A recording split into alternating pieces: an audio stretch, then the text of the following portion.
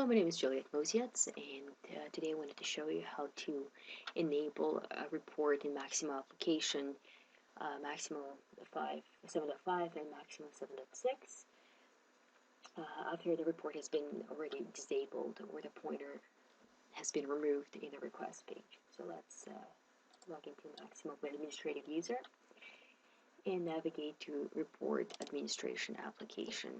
So the report that I've disabled in my previous video was Asset Details Report.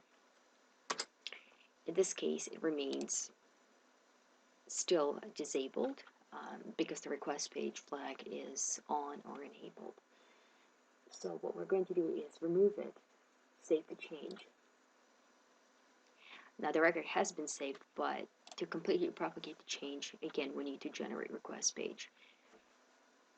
Once we receive successful confirmation, we can go ahead and open up the assets application and confirm that the report